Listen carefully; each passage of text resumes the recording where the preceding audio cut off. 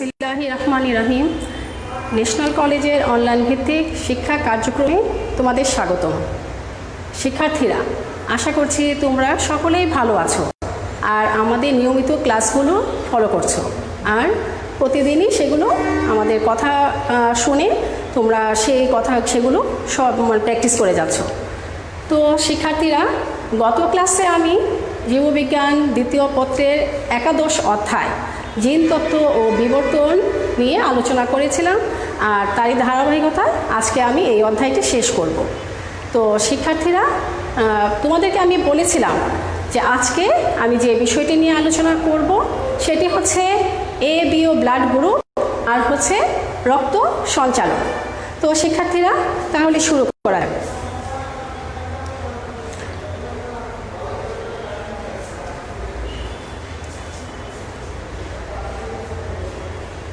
Blood group কি? তো শিক্ষার্থীরা, ব্লাড গ্রুপটা আমাদের অনেক প্রয়োজন, অনেক জানা প্রয়োজন।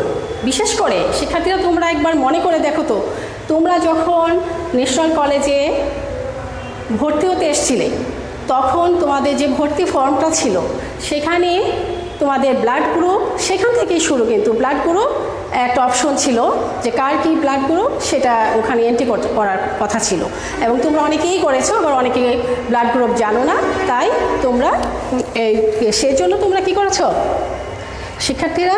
তো এখন ব্লাড গ্রুপটা যেহেতু তারপরে তোমরা যখন অ্যাডমিশন নিয়েছো, তারপরে যখন ক্লাস শুরু হলো কিছুদিন পরে তোমাদের আইডি কার্ড তৈরি করতে হলো, আর সেই আইডি কার্ডেও ব্লাড গ্রুপ একটা অপশন ছিল। আসলেই আমাদের কলেজ অত্যন্ত গুরুত্বপূর্ণ জিনিসগুলোকে কখনোই অ্যাভয়েড করে না, আর সেই জন্যই কিন্তু ব্লাড গ্রুপটা ভর্তির সময় তোমাদের সেই ভর্তি ফর্ম থেকে শুরু হলো, আইডি কার্ডেও তোমাদের ব্লাড গ্রুপটা রয়ে গেল। আজকে আমি সেই ব্লাড গ্রুপের নিয়ে আলোচনা করব। আসলে এই ব্লাড গ্রুপটা অত্যন্ত গুরুত্বপূর্ণ আমাদের জীবনের জন্য। শিক্ষার্থীরা দেখো, আমরা কিন্তু প্রতিনিয়তই বাসা থেকে বের হচ্ছি, বিভিন্ন সময়ে আমরা বিভিন্ন জায়গায় যাচ্ছি, প্রয়োজনে কলেজে আসছি, তারপরে হচ্ছে আমাদের প্রয়োজনের তাগিদে আমরা বিভিন্ন জায়গায় বের হই। আসলে অ্যাক্সিডেন্ট যে কখন কার কিভাবে আসবে আমরা অনেকেই জানি না। তো যখন আমাদের একটা দুর্ঘটনা ঘটেই যায় তখন কিন্তু মারাত্মক যদি রক্তক্ষরণ হয় তখন ওই ব্লাড গ্রুপ নিয়ে খুব আমাদের জীবন মরণ নিয়ে সমস্যা হয়ে যায়, আর ব্লাড গ্রুপ জানা থাকলে তখনই সেটা আমরা কাজে লাগাতে পারি। তাই আমরা সচেতন হই এবং অন্যকে সচেতন করব, এটাই আমাদের জানা উচিত। এবং আজকে আমার এই টপিকসটাও হচ্ছে ব্লাড গ্রুপ নিয়ে এবং রক্ত সঞ্চালন নিয়ে। তো শিক্ষার্থীরা, প্রথমেই আসা যাক, ব্লাড গ্রুপ জানতে হলে আমাদেরকে প্রথমেই জানতে হবে অ্যান্টিজেন আর অ্যান্টিবডি কী। তো শিক্ষার্থীরা, আমি তোমাদেরকে অ্যান্টিজেন ও অ্যান্টিবডি কী সেটা এখন তোমাদেরকে আমি লিখে দেখাচ্ছি। তোমরা খেয়াল করো শিক্ষার্থীরা, অ্যান্টিজেন হচ্ছে, শিক্ষার্থীরা দেখো অ্যান্টিজেন কি। অ্যান্টিজেন কি আমরা সেটা উত্তরটা কিভাবে লিখবো তোমরা একটা লিখে ফেলো। এটা অত্যন্ত গুরুত্বপূর্ণ এবং পরীক্ষাতে 1 নম্বরের জন্য জ্ঞানমূলক প্রশ্ন হিসাবে এটা বহুবার এসেছে। তোমরা উত্তরটা লিখে ফেলো। অ্যান্টিজেন কি? মানুষের খুব দ্রুত লিখে ফেলবে, খাতা কলমে নিয়ে বসছো অবশ্যই লিখে ফেলো। মানুষের লোহিত রক্তকণিকায়, মানুষের লোহিত রক্ত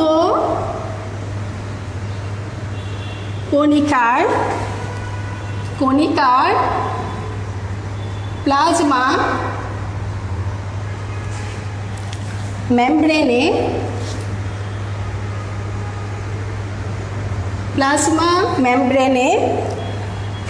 পলিস্যাকারাইড, মিউকোপলিস্যাকারাইড,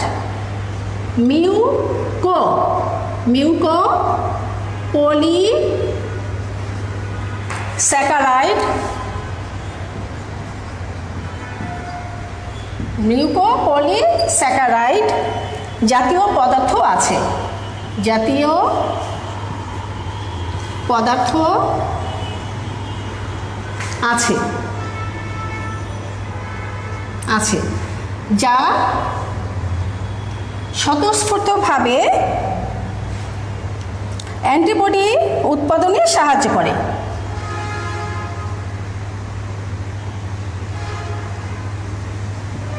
স্বতঃস্ফূর্তভাবে অ্যান্টিবডি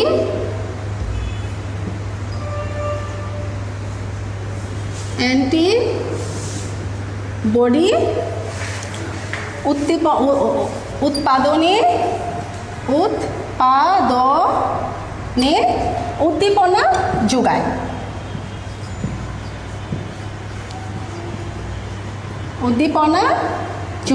তাহলে দেখো অ্যান্টিজেন কি?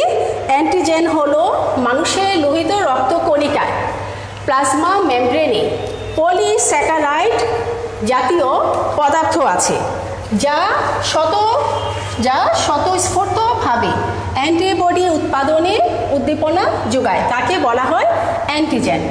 এখন আমাদের এই ব্লাড গ্রুপ জানতে হলে আমাদের অ্যান্টিজেন এবং অ্যান্টিবডি কি সেটা আগে জানতে হবে। শিক্ষার্থীরা তোমরা দ্রুত লিখবে এবং আমার সাথে সাথে তোমরা এটা লিখে ফেলবে, কারণ আমি বোর্ডে বারবার মুছবো এবং আবার লিখব, তাই তোমরা দেরি করবে না। এবার দেখো শিক্ষার্থীরা, অ্যান্টিবডি কি?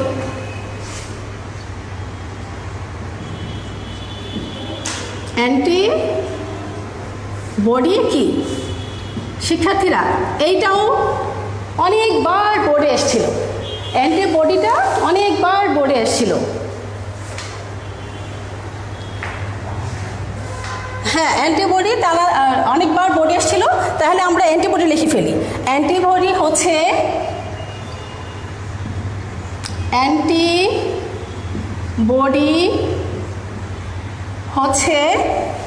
দেহে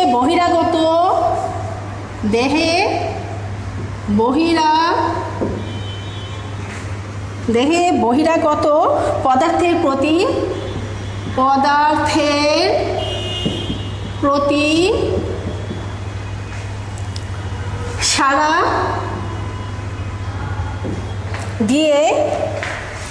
সাড়া দিয়ে প্লাজমা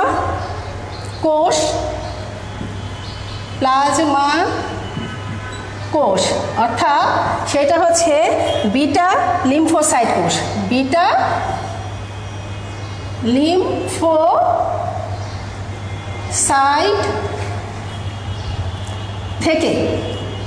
লিম্ফোসাইট কোষ থেকে উৎপন্ন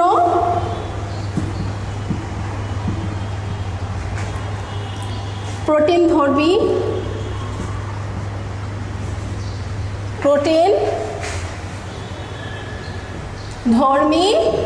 পদার্থ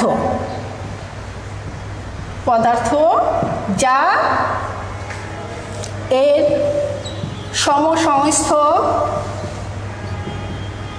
এর সমসংস্থ অ্যান্টিজেনের সাথে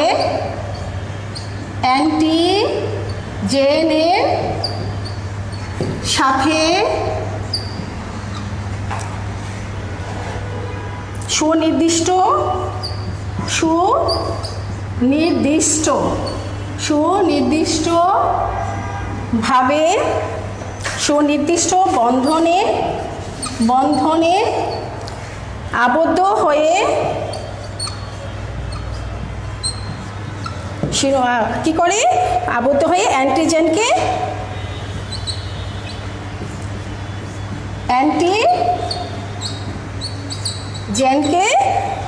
নিষ্ক্রিয় করতে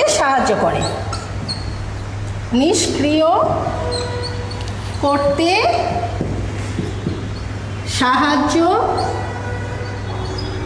করে। শিক্ষার্থীরা এই দুইটা লেখা আমি অবশ্যই কেন লিখে দিয়েছি, এই দুইটা আমাদের জ্ঞানমূলক প্রশ্ন হিসেবে আসে এবং তোমরা এটা অনেক সময় ভুল করো, তাই আমি সংজ্ঞাটা লিখে দিয়েছি।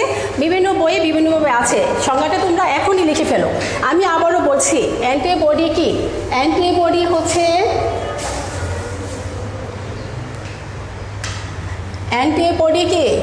অ্যান্টিবডি হচ্ছে দেহে বহিরাগত পদার্থের প্রতি সাড়া দিয়ে প্লাজমা কোষ অর্থাৎ বিটা লিম্ফোসাইট কোষ থেকে উৎপন্ন প্রোটিন ধর্মী পদার্থ যা এর সমসংস্থ অ্যান্টিজেনের সাথে সুনির্দিষ্ট বন্ধনে আবদ্ধ হয়ে অ্যান্টিজেনকে নিষ্ক্রিয় করতে সাহায্য করে। এই হচ্ছে অ্যান্টিবডি।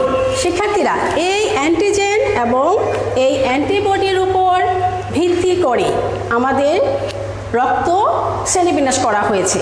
তো শিক্ষার্থীরা, আমি তোমাদেরকে আবারও বলছি যে ব্লাড গ্রুপটা আমাদের অত্যন্ত গুরুত্বপূর্ণ।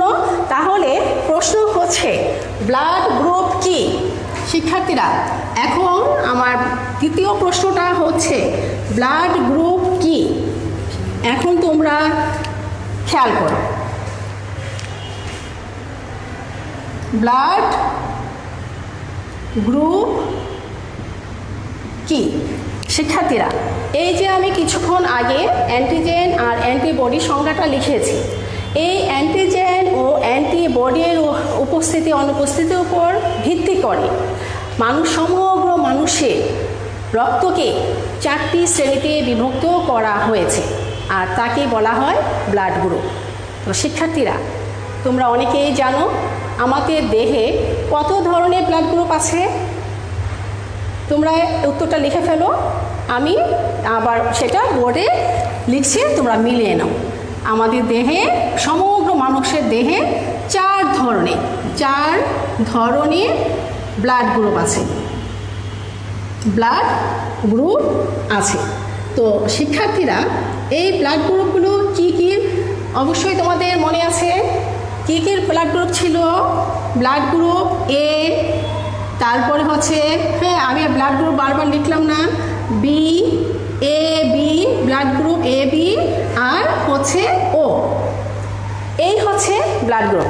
তাহলে শিক্ষার্থীরা, এবার তোমরা বলো তো কোন বিজ্ঞানী সর্বপ্রথম এই ব্লাড গ্রুপ কথাটি উপস্থাপন করেছিলেন এবং পরীক্ষা করে সঠিক উত্তরটি আমাদেরকে জানিয়েছিলেন? সেটি কোন বিজ্ঞানী এবং উনি কোন দেশের অধিবাসী ছিলেন?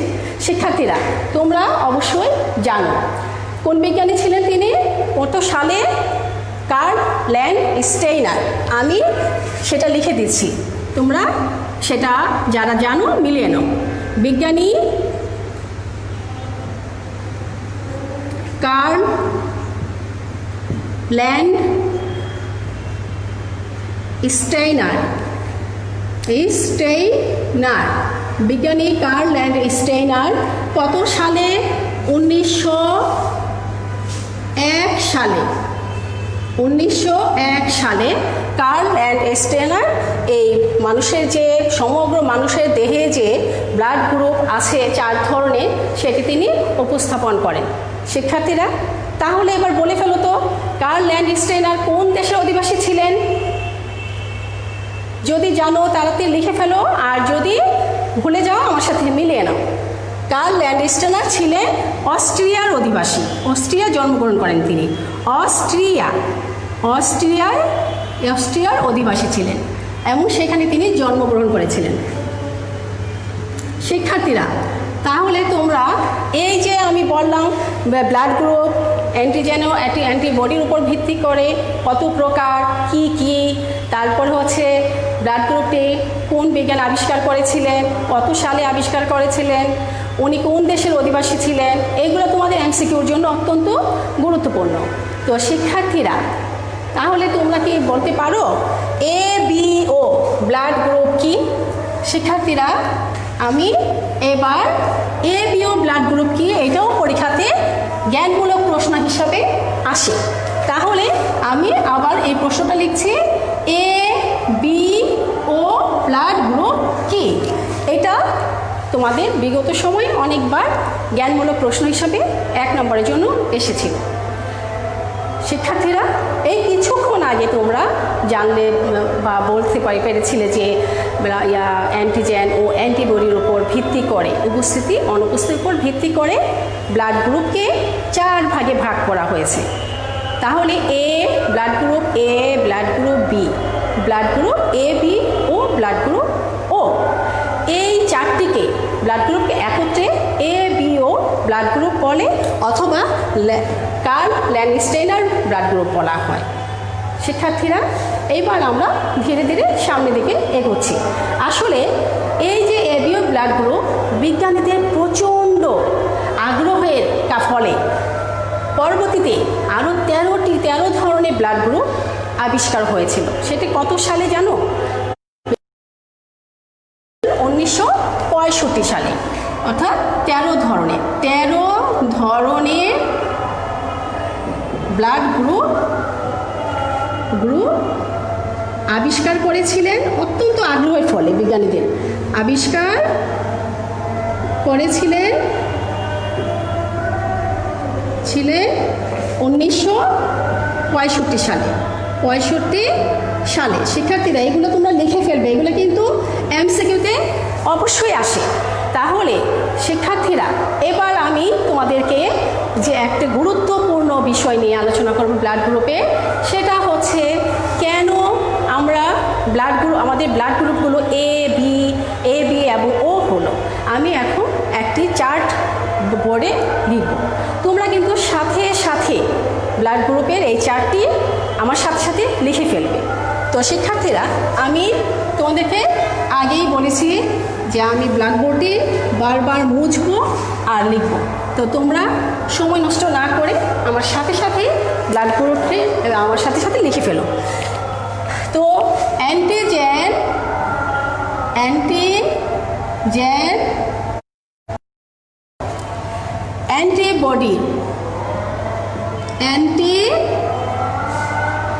অ্যান্টিবডির উপস্থিতির ভিত্তিতে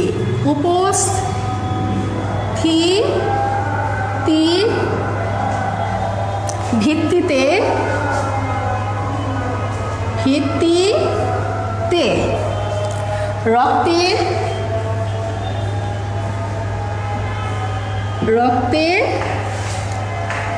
4টি গ্রুপ,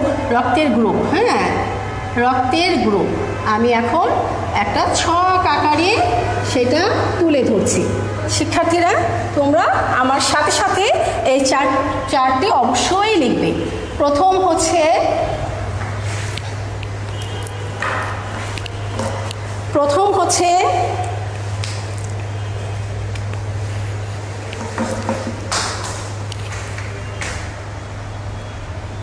এটা হচ্ছে লেখো ব্লাড গ্রুপ, এখানে আমরা এটাকে একটা ভাগ করতে পারি। তারপরে হচ্ছে ব্লাড গ্রুপগুলোকে আমরা এবার লিখে ফেলি কি কি ব্লাড গ্রুপ আমাদের ছিল।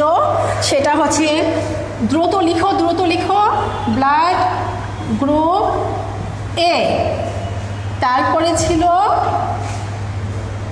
ব্লাড গ্রুপ বি, এবার ব্লাড গ্রুপ এ বি, আরেকটা ছিল ব্লাড গ্রুপ, তারপরে হচ্ছে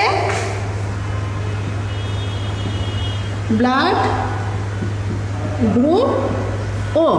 শিক্ষার্থীরা এখন আমি লোহিত রক্তকণিকাগুলো দেখাবো। লোহিত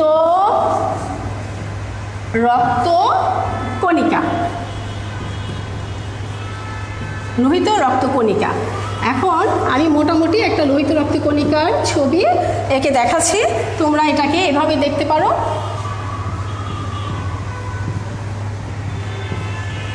লোহিত রক্তকণিকার ছবিটা এভাবে দ্রুত এঁকে ফেলো। তারপরে হচ্ছে এটা হলো লোহিত রক্তকণিকা বি, ব্লাড গ্রুপের লোহিত রক্তকণিকা।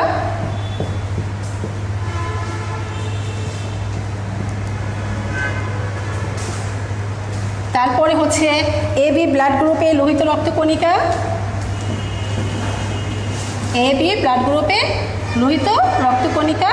আর এই হচ্ছে ও ব্লাড গ্রুপের লোহিত রক্তকণিকা। এই এখন শিক্ষার্থীরা তোমরা খেয়াল করো, প্লাজমাতে অ্যান্টিবডি, আমাদের এই লাইনটি লেখো, প্লাজমাতে অ্যান্টিবডি, অ্যান্টিবডি। তাহলে প্লাজমাতে অ্যান্টিবডিটা আমরা একটু দেখে নিই, কার প্লাজমাতে কি অ্যান্টিবডি আছে। তাহলে যার ব্লাড গ্রুপ এ তার অ্যান্টিবডি হচ্ছে, খেয়াল করো এটাই গুরুত্বপূর্ণ, ওই যে আমি বলেছিলাম অ্যান্টিজেন ও অ্যান্টিবডির উপর ভিত্তি করে ব্লাড গ্রুপ করা হয়েছে। এই সেই গুরুত্বপূর্ণ চারটি। তাহলে দেখো, যার ব্লাড গ্রুপ এ, যে ব্যক্তির ব্লাড গ্রুপ এ, তার অ্যান্টিবডি কিন্তু বি। খেয়াল করো, ব্লাড গ্রুপ এ কিন্তু অ্যান্টিবডি তার বি। যার ব্লাড গ্রুপ বি, তার অ্যান্টিবডি হচ্ছে এ। বিপরীত, যার ব্লাড গ্রুপ এ বি, তার কোনো অ্যান্টিবডি নাই, তার কোনো অ্যান্টিবডি নাই, অ্যান্টিবডি নেই। তারপরে যার ব্লাড গ্রুপ ও, তার অ্যান্টিবডি হচ্ছে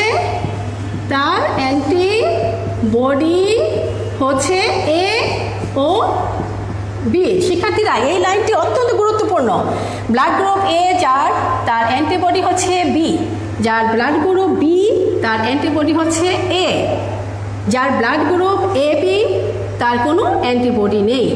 আর যার ব্লাড গ্রুপ হচ্ছে ও, তার অ্যান্টিবডি আছে, এ এবং বি, এই দুই ধরনের অ্যান্টিবডি আছে। শিক্ষার্থীরা, আমার আরেকটি লাইন আমি শেষ করে এই অংশটা তোমাদের বোঝানোটা শেষ করতে পারবো। দেখো, সেটা হচ্ছে লোহিত রক্ত কণিকায়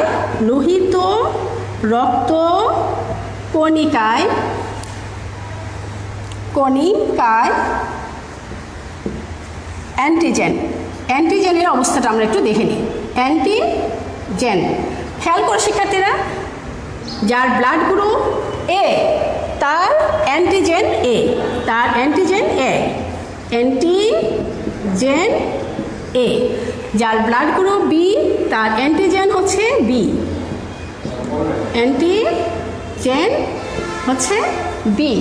আর যার ব্লাড গ্রুপ এ বি, তার অ্যান্টিজেন হচ্ছে এ বি, অ্যান্টিজেন হচ্ছে এ ও বি। কিন্তু যার ব্লাড গ্রুপ ও, তার কোনো অ্যান্টিজেন নেই,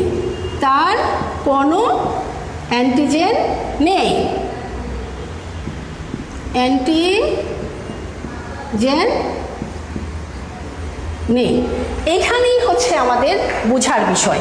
শিক্ষার্থীরা, খেয়াল করো, যার ব্লাড গ্রুপ এ, তার কি আছে? Antibody B. এ ব্লাড গ্রুপের অ্যান্টিবডি বি, বি ব্লাড গ্রুপের লোহিত রক্তকণিকাকে জমিয়ে দিতে পারে। আবার এ বি ব্লাড গ্রুপের অ্যান্টিবডি এ, এ ব্লাড গ্রুপের লোহিত রক্তকণিকাকে জমিয়ে দিতে পারে। আবার এ বি ব্লাড গ্রুপে কোনো অ্যান্টিজেন নেই, তাই এ বি ব্লাড গ্রুপধারী ব্যক্তির যেহেতু কোনো অ্যান্টিবডি নাই, সেজন্য কোনো ব্লাড গ্রুপকেই সে জমাতে পারে না।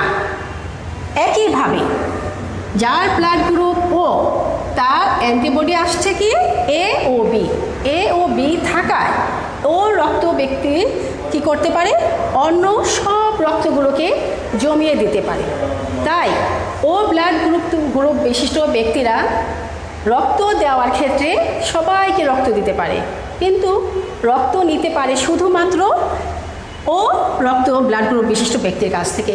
এই কারণেই, ঠিক আছে শিক্ষার্থীরা, এই চারটার কারণেই আমরা এ বি ব্লাড গ্রুপের ব্যাপার আমরা অবগত হলাম। তো শিক্ষার্থীরা, এখন আমি এই চার্টটা মুছে ফেলবো, তোমরা আবার খেয়াল করো। আমি এখন এটা মুছে ফেলছি, তোমরা যদি দ্রুত উঠিয়ে ফেলো।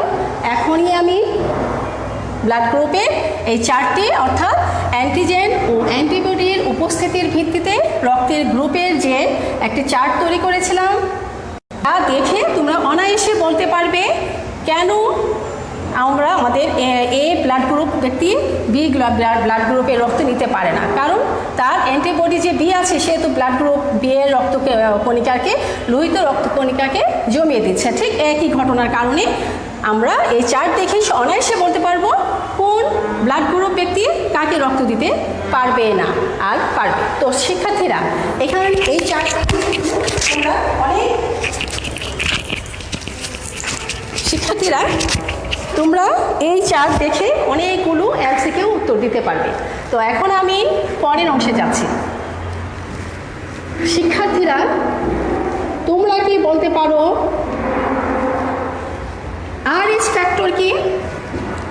খুব মজার একটি ব্যাপার, RH ফ্যাক্টর। শিক্ষার্থীরা, আমি এখন RH ফ্যাক্টরটা লিখছি। দেখো প্রশ্ন, এটা প্রায় সময় আসে। RH ফ্যাক্টর কি? RH ফ্যাক্টর কি? এটা বহুবার পড়ে এসেছিল অনুধাবন প্রশ্নে যে RH ফ্যাক্টর কি। শিক্ষার্থীরা, RH ফ্যাক্টরের ব্যাপারে যদি তোমরা খেয়াল করো তাহলে আমি বলছি যে RH ফ্যাক্টরটা অনেক বিজ্ঞানী, হ্যাঁ, RH ফ্যাক্টর বিজ্ঞানী 1940 সালে বিজ্ঞানী কার্ল ল্যান্ডস্টেইনার এবং উইনার নামক দুজন বিজ্ঞানী কী করলেন? রেসাস বানরের রক্ত খরগোশের দেহে প্রবেশ করিয়ে সেখানে খরগোশের লোহিত রক্তকণিকার প্লাজমাতে এক ধরনের বস্তু উপস্থিতি লক্ষ্য করেন। এই বস্তুটি যা খরগোশের দেহে যখন প্রবেশ করিয়ে দেওয়া হয়েছিল তখন এক ধরনের অ্যান্টিবডি উৎপাদনে সক্ষম হয়। এই ফলে বিজ্ঞানীরা দেখলেন যে এটি যদি মানুষের লোহিত রক্তকণিকার প্লাজমা ঝিল্লিতেও সেই রেসাস বানরের লোহিত কণিকার ঝিল্লির মতো এক প্রকার অ্যান্টিজেন রয়েছে। তো রেসাস বানরের নাম অনুসারে এই নাম দেওয়া হয়েছে RH। তো শিক্ষার্থীরা, এখন RH ফ্যাক্টরটি আমাদের অনেক বেশি গুরুত্বপূর্ণ, কারণ RH ফ্যাক্টর উপর ভিত্তি করে কিন্তু করে থাকি। আর এই RH ফ্যাক্টর উপর ভিত্তি করে কিন্তু ব্লাড গ্রুপ পজিটিভ এবং নেগেটিভ এই দুটি বিষয় আলোচ্য বিষয় হয়ে আসছে RH ফ্যাক্টরের উপর। তাহলে এই RH ফ্যাক্টরের আমাদের জানতে হবে যে RH ফ্যাক্টরের গ্রুপ কয়টি। বিজ্ঞানী ফিশারের মতে, শিক্ষার্থীরা দেখো, বিজ্ঞানী ফিশারের মতে, শিক্ষার্থীরা এগুলো কিন্তু প্রত্যেকটা গুরুত্বপূর্ণ, আমি যা লিখছি তোমরা অবশ্যই লিখে ফেলবে। বিজ্ঞানী ফিশারের মতে, বিজ্ঞানী ফিশারের মতে RH ফ্যাক্টর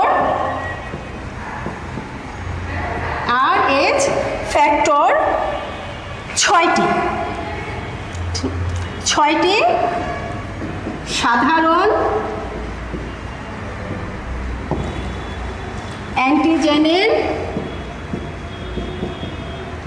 অ্যান্টিজেনের সমষ্টি নিয়ে গঠিত। শিক্ষার্থীরা খেয়াল করো, বিজ্ঞানী ফিশারের মতে এই যে RH ফ্যাক্টরটা, RH ফ্যাক্টর 6টি সাধারণ অ্যান্টিজেনের সমষ্টি নিয়ে গঠিত। এই 6টি এরা প্রত্যেকে এরা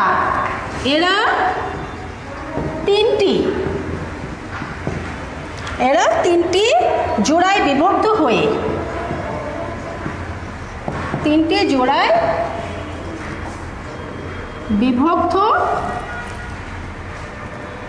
বিভক্ত থাকে। যেমন খেয়াল করো শিক্ষার্থীরা, capital C small C, capital D small D, capital E small E. শিক্ষার্থীরা, এই কথাটা কিন্তু বোঝায় বিজ্ঞানী ফিশারের মতে RH ফ্যাক্টর 6টি সাধারণ অ্যান্টিজেনের সমষ্টি নিয়ে গঠিত এবং এই 6টি 3টি জোড়ায় উপস্থিত থাকে। এখন দেখো এই 6টি ফ্যাক্টর কি? সাধারণ অ্যান্টিজেনের ফ্যাক্টরগুলো capital C small C, capital D small D, capital E small E. এখন শিক্ষার্থীরা দেখো, এদের মধ্যে এই ছয়টি সাধারণ অ্যান্টিজেনের সমষ্টির মধ্যে যারা capital A, capital C, capital D, capital E, এই তিনটি এই তিনটি হচ্ছে মেন্ডেলের প্রকট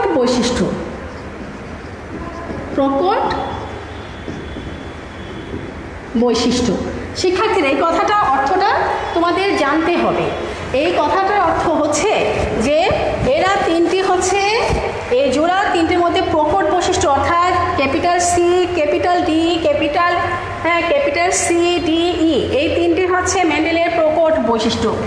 এই বৈশিষ্ট্যগুলো যার দেহে অবস্থিত তার ব্লাড গ্রুপ হচ্ছে এ পজিটিভ, তার ব্লাড গ্রুপ হচ্ছে এ, তারপরে positive, B positive, A B positive, O positive, অর্থাৎ আমরা পজিটিভ রক্ত যাকে বলি তাহলে RH পজিটিভ আর কি, RH ফ্যাক্টর পজিটিভ বোঝায়। অর্থাৎ তিনটি, এই 6টি গ্রুপ তিনটি, দুইটি জোড়ায় অবস্থিত এবং তিনটি জোড়া বিভক্ত হয়ে দুইটি গ্রুপে আবদ্ধ হয়েছে। এখানে capital D, capital C, capital D, capital E, এই যে গ্রুপটা, এই তিনটি গ্রুপ যেই মানুষের দেহে রক্তে অবস্থান করে তারাই হচ্ছে পজিটিভ রক্ত বিশিষ্ট।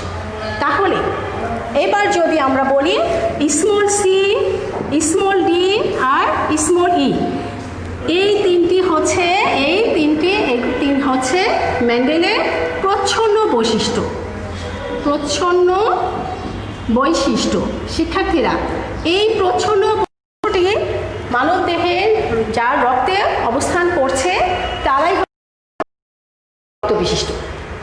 তো আমরা বুঝতে পেরেছি যে পজিটিভ রক্ত বিশিষ্ট কি আর নেগেটিভ রক্ত বিশিষ্ট কি। তো শিক্ষার্থীরা, এই হচ্ছে মেন্ডেলের, কিন্তু তোমাদেরকে আরও কিছু জানতে হবে। RH ফ্যাক্টরটা খুবই গুরুত্বপূর্ণ।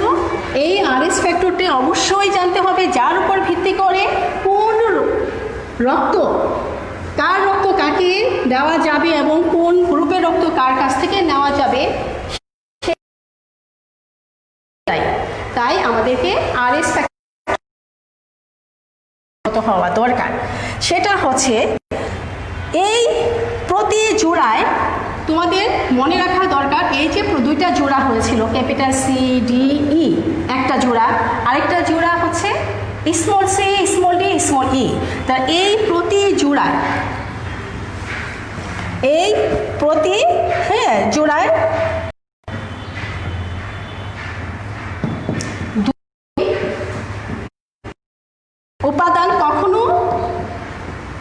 দুটি উপাদান কখনো, এগুলা তোমরা অবশ্যই লিখে ফেলবে, একসাথে থাকে না, একসাথে থাকে না। আমি সেটা উদাহরণ দিয়ে বোঝাচ্ছি, তোমরা খেয়াল করো কেন একসাথে থাকে। দেখো, জোড়াগুলো এইভাবে অবস্থান করতে হবে, অর্থাৎ যেমন ধরো এইভাবে থাকে আমাদের দেহে, ক্যাপিটাল সি ডি ই এইভাবে থাকতে পারে। তারপরে ধরো capital C, capital D, small E, তিনটা ভিন্ন লেটার এইভাবে থাকতে পারে। আবার খেয়াল করো, small C D, capital E এভাবেও থাকতে পারে, কিন্তু কখনোই এভাবে থাকবে না যে C capital D small D, এটি এভাবে কখনোই থাকা সম্ভব নয়। শিক্ষার্থীরা, তোমরা কি বুঝতে পেরেছ? প্রতি জোড়ায় দুটি উপাদান তিনটি নিয়ে থাকবে এবং প্রতি জোড়ায় তিনটি উপাদান একত্রে থাকবে। একই রকমের দুটি লেটার কখনো একসাথে থাকবে না, অর্থাৎ ক্যাপিটাল সি ডি ই, এখানে তিনটা লেটার আলাদা আছে, এখানে তিন ধরনের জিনিস আছে। আবার capital C D small E এভাবেও থাকতে পারে, small C capital D capital E থাকতে পারে, কিন্তু কোনটা সম্ভব নয়? যেমন দেখো, ক্যাপিটাল সি ক্যাপিটাল ডি তার সাথে আবার একটা স্মল ডি, তাহলে এখানে তো ই বাদ পড়ে গেল, এই জাতীয় কখনোই সম্ভব নয়। তো শিক্ষার্থীরা, আমি তোমাদেরকে যে বিষয়টি আলোচনা করব গুরুত্বপূর্ণ, সেই চার্টটি অবশ্যই তোমরা লিখে ফেলবে। বিভিন্ন ব্লাড গ্রুপের বৈশিষ্ট্য আমার এখন যেটা হচ্ছে বিভিন্ন ব্লাড গ্রুপের বৈশিষ্ট্য। শিক্ষার্থীরা তোমরা আমার সাথে সাথে কাজটি শেষ করবে। বিভিন্ন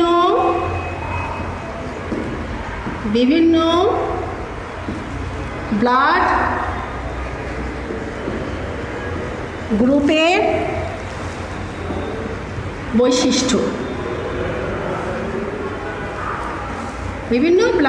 বৈশিষ্ট্য, আমি একটা চার্ট তৈরি করছি, তোমরা সেই চার্টটি আমার সাথে সাথে কমপ্লিট করবে। শিক্ষার্থীরা এই চার্টটি দ্রুত কমপ্লিট করবে, আর এই চার্টটি দেখে যখন তোমরা শিখবে তখন এমসিকিউ যেভাবেই আসুক তুমি সুন্দর আনসার করতে পারবে। এবং এই চার্টটা যদি ভালো করে বুঝে নাও তাহলে তোমার সৃজনশীলের জ্ঞানমূলক অনুধাবন প্রশ্নটা খুব সুন্দর করে এখান থেকে তুমি আনসার করতে পারবা। তাই এই চার্টটি অত্যন্ত গুরুত্বপূর্ণ। আমি যখনই লিখব আমার সাথে সাথে তোমরা সেটা কমপ্লিট করবে। তার মানে দেখো, ব্লাড, আমি প্রথমে লিখছি কি ব্লাড গ্রুপের নাম। প্রথম অংশটা হচ্ছে ব্লাড গ্রুপের নাম আমি লিখব। তারপরে হচ্ছে যাদেরকে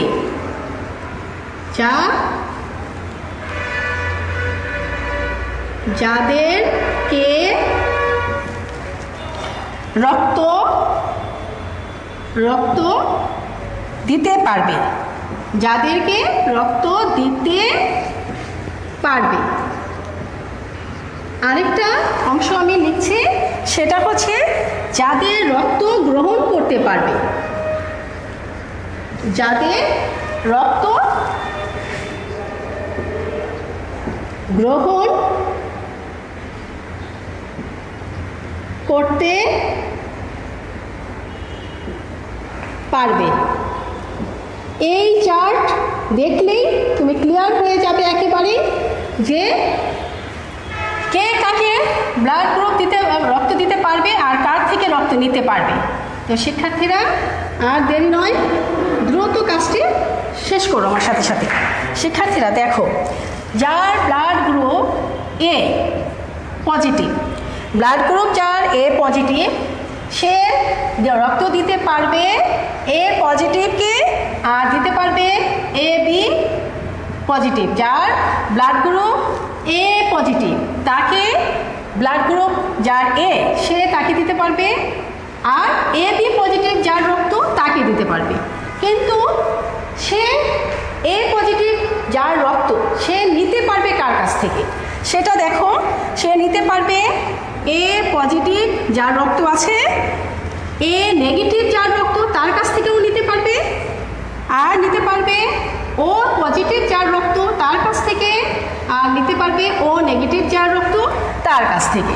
শিক্ষার্থীরা এরপরে আমরা এবার দেখে নিই, যার রক্ত এ নেগেটিভ সে কি করবে, সে কার কাছ থেকে কাকে রক্ত দিতে পারবে আর কার কাছ থেকে রক্ত নিতে পারবে।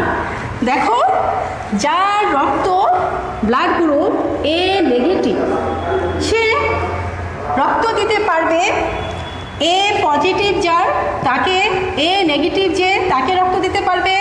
তারপরে হচ্ছে এ বি পজিটিভ যার রক্ত এ বি পজিটিভ তাকে রক্ত দিতে পারবে, যার রক্ত এ বি নেগেটিভ তাকেও রক্ত দিতে পারবে।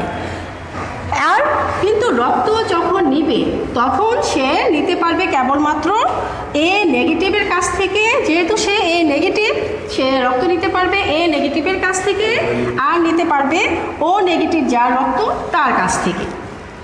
শিক্ষার্থীরা এবার আমি বি পজিটিভ যার রক্ত বি পজিটিভ সে কাকে রক্ত দিতে পারবে আর কার কাছ থেকে রক্ত নিতে পারবে। চারটা আমার সাথে সাথে দ্রুত লিখবে। তোমরা খেয়াল করো, আমি আরেকটা লাইন টানছি।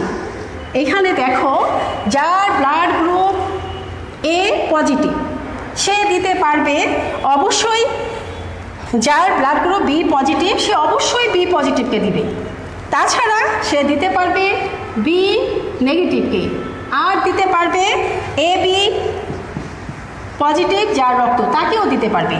তারপরে দিতে পারবে যে যার রক্ত এ বি নেগেটিভ তার মানে যার blood group A positive, B positive, সে রক্ত দিতে পারবে বি পজিটিভকে, বি নেগেটিভকে, এ বি তাকে। আর রক্ত যখন নেওয়ার প্রয়োজন হবে তখন সে রক্ত নিতে পারবে বি, অবশ্যই বি পজিটিভের কাছ থেকে নিতে পারবে, বি নেগেটিভের কাছ থেকে নিতে পারবে, ও পজিটিভের কাছ থেকে নিতে পারবে, আর ও নেগেটিভের কাছ থেকে রক্ত নিতে পারবে। এবার আসি যার রক্ত এ বি পজিটিভ, যার রক্ত গ্রুপ এ পজিটিভ, সেই ব্যক্তি কাকে রক্ত দিতে পারবে? এ বি পজিটিভ যে, সে শুধুমাত্র এ বি পজিটিভকেই রক্ত দিতে পারবে, আর কাউকে দিতে পারবে না। শিক্ষার্থীরা দেখো, যে এ বি পজিটিভ সে রক্ত দেওয়ার ক্ষেত্রে শুধুমাত্র এ বি পজিটিভ যার রক্ত শুধুমাত্র তাকেই দিতে পারবে, কিন্তু রক্ত নিতে পারবে সব গ্রুপের থেকে। আমরা গ্রুপে রক্ত সে নিতে পারবে, সব গ্রুপের যাদের রক্ত গ্রহণ করতে পারবে সব গ্রুপের রক্ত গ্রহণ করতে পারবে। আর এই জন্যই কিন্তু এ বি পজিটিভ রক্তধারীকে সর্বজনীন বলা হয়। হ্যাঁ, সর্বজনীন, কারণ এ বি পজিটিভধারী ব্যক্তিরা সব গ্রুপের রক্ত নিতে পারে, কিন্তু দেওয়ার ক্ষেত্রে দিতে পারবে শুধুমাত্র এ বি পজিটিভকে। আর যদি কোনো ব্যক্তি এ বি নেগেটিভ হয়ে থাকে তাহলে সে কাকে রক্ত দেবে? এ বি পজিটিভ যার রক্ত তাকেও দিতে পারবে, এ বি নেগেটিভ যে তাকেও রক্ত দিতে পারবে, কিন্তু যাদের রক্ত গ্রহণ করতে পারবে তারা হচ্ছে এ বি নেগেটিভ, তারপরে হচ্ছে এ নেগেটিভ, তারপরে হচ্ছে বি নেগেটিভ, ও নেগেটিভ, এই চারজনের কাছে থেকে সে রক্ত নিতে পারবে। শিক্ষার্থীরা আর দুটা গ্রুপ আছে, আমি আর দুটা গ্রুপ এঁকে ফেলছি, আমার সাথে সাথে শেষ করো। কোনটা এবার বাকি থাকলো? ও পজিটিভ। যার ব্লাড গ্রুপ ও পজিটিভ, যার ব্লাড গ্রুপ ও পজিটিভ, সেই ও পজিটিভ ব্যক্তি, ওই ও পজিটিভ ব্যক্তি কাকে রক্ত দিতে পারবে আর কার থেকে রক্ত নিতে পারবে? শিক্ষার্থীরা খেয়াল করো, ও পজিটিভধারী ব্যক্তিরা রক্ত দিতে পারবে ও পজিটিভকে, এ পজিটিভকে, এ বি পজিটিভকে দিতে পারবে, এ বি পজিটিভকেও দিতে পারবে, কিন্তু ও পজিটিভধারী ব্যক্তি রক্ত নেওয়ার ক্ষেত্রে কার রক্ত নিতে পারবে? শুধুমাত্র নিতে পারবে ও পজিটিভের কাছ থেকে, আর নিতে পারবে ও নেগেটিভের কাছ থেকে। শিক্ষার্থীরা দেখছো কি, ও পজিটিভ রক্ত দেওয়ার ক্ষেত্রে ও পজিটিভকে দিতে পারছে, এ পজিটিভকে দিতে পারছে, বি পজিটিভকে দিতে পারছে, এ বি পজিটিভকে দিতে পারছে। এই জন্যই ও পজিটিভকে সর্বজনীন দাতা রক্ত বলা হয়। অর্থাৎ ও পজিটিভ সবাইকে রক্ত দিতে পারে, কিন্তু নেওয়ার বেলায় তার কত বাধা, শুধুমাত্র নিজের গ্রুপ ছাড়া কারোর কাছ থেকে রক্ত নিতে পারে না। আর এজন্যই ও পজিটিভ রক্তকে সর্বজনীন দাতা বলা হয়, আর এ বি পজিটিভ রক্তকে সর্বজনীন গ্রহীতা বলা হয়। এবার আমি শেষ অংশে আসছি। ও নেগেটিভধারী রক্তরা, ব্লাড গ্রুপ যার ও নেগেটিভ, সে কাদেরকে রক্ত দিতে পারবে? সে সব গ্রুপকে রক্ত দিতে পারবে, সে সব গ্রুপকে রক্ত দিতে পারবে, সে আরও বেশি সুবিধা। হ্যাঁ, আর নিতে পারবে শুধুমাত্র ও নেগেটিভের কাছ থেকে। শিক্ষার্থীরা, ও নেগেটিভ রক্তধারী যার রক্ত ও নেগেটিভ, সে সবাইকে রক্ত দিতে পারবে, সব গ্রুপের রক্ত। যদি কারোর রক্ত কোনোভাবে কারোর সাথে এ পজিটিভ, বি পজিটিভ বা এ বি পজিটিভ কারোর রক্ত পাচ্ছে না, সে আর কারোর থেকে না পেলেও ও নেগেটিভ ব্যক্তিকে পেলেই তার ওই সময়ে রিস্ক থেকে সে মুক্ত পাবে, কারণ ও নেগেটিভ তো সবাইকেই রক্ত দিতে পারছে। তো ও নেগেটিভ ব্যক্তিকে এই জন্য সর্বজনীন দাতা বলা হয়। আর রক্ত নেওয়ার ক্ষেত্রে তার একটা কন্ডিশন আছে, সে শুধুমাত্র ও নেগেটিভ ব্যক্তির রক্ত ছাড়া কারো রক্ত নিতে পারবে না। শিক্ষার্থীরা, এবার আরএস ফ্যাক্টর, যেটা আরএস ফ্যাক্টর আমাদের অনেক গুরুত্বপূর্ণ একটা বিষয়। আরএস ফ্যাক্টর অর্থাৎ এই ব্লাড গ্রুপের উপর ভিত্তি করে, শিক্ষার্থীরা আমি মুছে ফেলতেছি, তোমরা নিশ্চয়ই এতক্ষণে লিখে ফেলছো।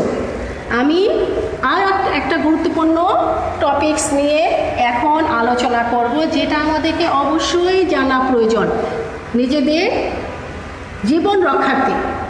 শিক্ষার্থীরা, আমরা যখন আমাদের পরিজন বা বন্ধুবান্ধব কেউ দুর্ঘটনায় আক্রান্ত হয়, তাকে রক্ত দেওয়ার জন্য আমরা সবাই ছুটে যাই, কিন্তু এখানে পজিটিভ নেগেটিভ বলে যে একটা বিষয় আছে, সেটা আমরা অনেক সময় হয়তো খেয়াল করতে পারি না।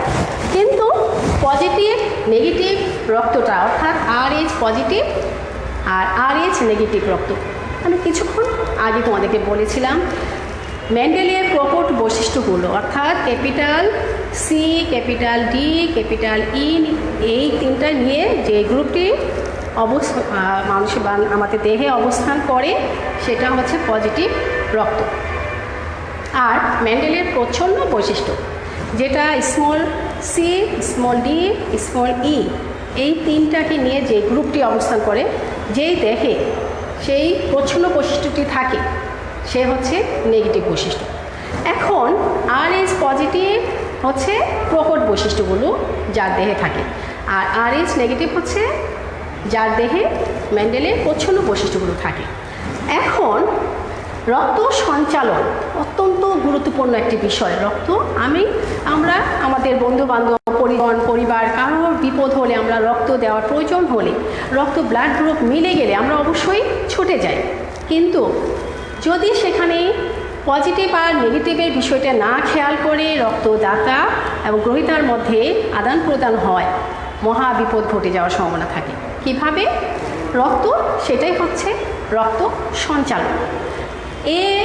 যার যে আরএইচ ফ্যাক্টর পজিটিভ, সেই ব্যক্তি যদি অর্থাৎ নেগেটিভ রক্ত বিশিষ্ট ব্যক্তি যদি পজিটিভ ব্যক্তির রক্ত গ্রহণ করে, তাহলে দেখা যাবে যে পজিটিভ রক্তের গ্রহণ করার ফলে তার দেহে তার বিপরীতে এক ধরনের অ্যান্টিবডি তৈরি হবে।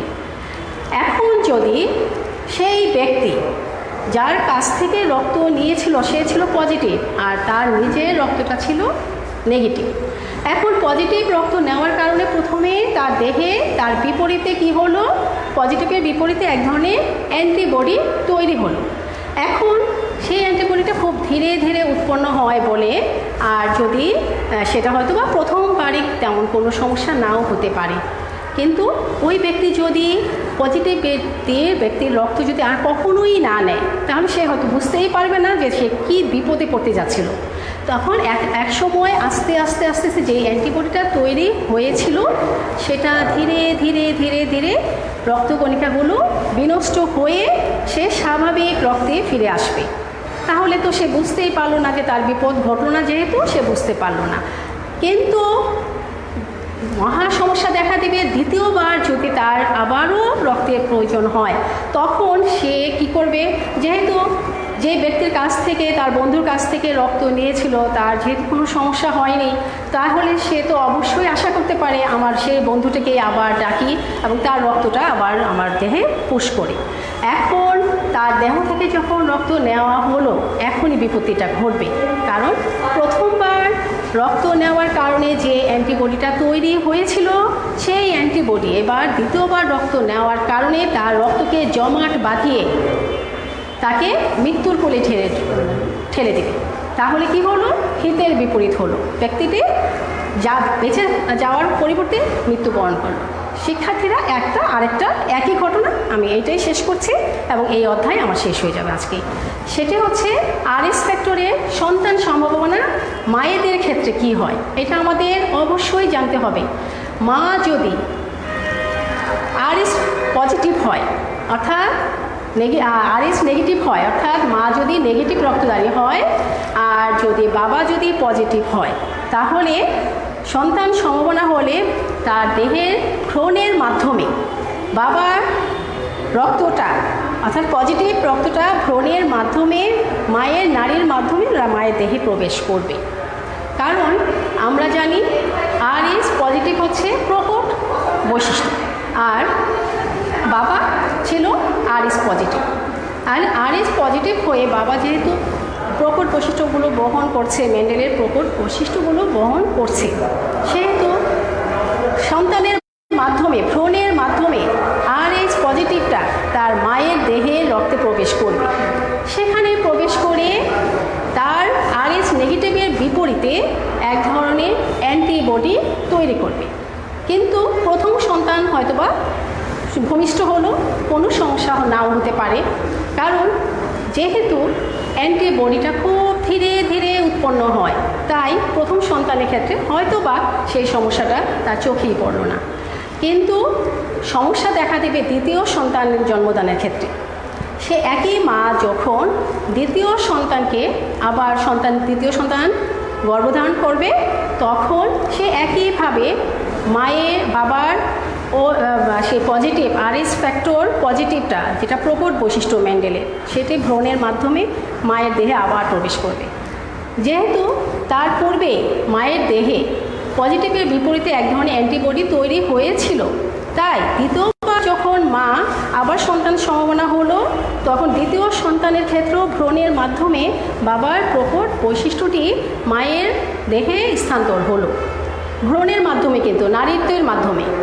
এখন মায়ের দেহে যখন প্রবেশ করলো, তখনই সে যেহেতু তার দেহে প্রথম সন্তান হওয়ার সময় তার দেহে অ্যান্টিবডি তৈরি হয়েছিল, সেই অ্যান্টিবডিটাই এবার দ্বিতীয় সন্তানের ক্ষেত্রে মারাত্মক বিপত্তি ঘটাবে এবং ভ্রূণটি মারা যাবে, অর্থাৎ ভূমিষ্ঠ হওয়ার আগেই মারা যাবে, অথবা যদি কোনো কারণে ভূমিষ্ঠ হয়েও যায় তাহলে মারাত্মক জন্ডিসে ভুগবে, অথবা হিমোফিলিয়াতে ভুগবে, অথবা সারা জীবন একটি অপঙ্গত অবস্থান করে সারা জীবন কাটিয়ে দিতে হবে।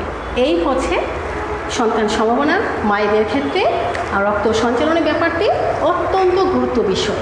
তো শিক্ষার্থীরা, তোমরা মনে রাখবে আরএইচ নেগেটিভ বৈশিষ্ট্য পৃথিবীতে খুবই দুর্লভ। আরএইচ নেগেটিভটি খুবই দুর্লভ, আমাদের পৃথিবীর বেশিরভাগ অংশেই আরএইচ নেগেটিভ দুর্লভ। কারণ কানাডা, তারপরে আছে মার্কিন যুক্তরাষ্ট্র, ইউরোপ, ককেশিয়ানদের মধ্যে আরএইচ নেগেটিভ পাওয়া গেছে 15%। আর এছাড়া যাদের মধ্যে সবচেয়ে বেশি পাওয়া যায় তারা হচ্ছে পাইরেনিজ এর বাস।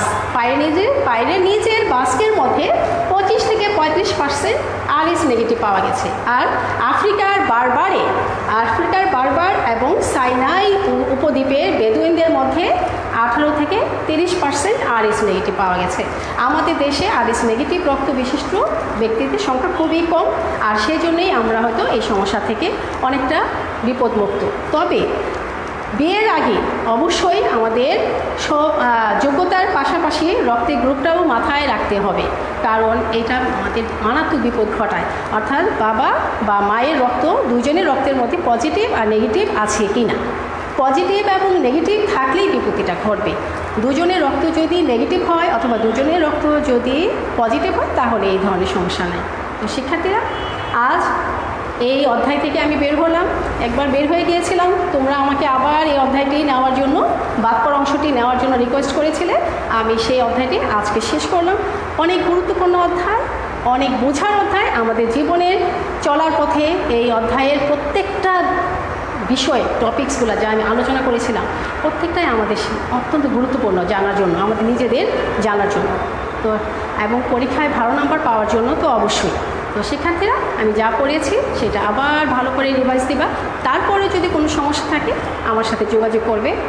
আর আগামী ক্লাসে আমি জীববিজ্ঞান দ্বিতীয় পত্রের প্রথম অধ্যায় অর্থাৎ শ্রেণীবিন্যাস, প্রাণী শ্রেণীবিন্যাস ও বৈচিত্র্য, এই অধ্যায়টা অত্যন্ত গুরুত্বপূর্ণ।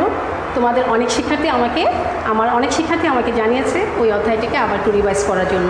আসলে প্রথম অধ্যায় থেকে তো কোশ্চেন হয়ই, আর এই অধ্যায়টি আমাদের জানার জন্য এবং পরীক্ষা ভালো মার্কস পাওয়ার জন্য খুবই গুরুত্বপূর্ণ। তোমরা এই অধ্যায়টি আগামী ক্লাসের জন্য পড়ে রিভিশন দিয়ে রাখবে। আবার তোমাদের সাথে দেখা হবে। ততক্ষণে তোমরা সবাই ভালো থেকো, সুস্থ থেকো, আর আমাদের জন্য দোয়া করো। আল্লাহ হাফিজ।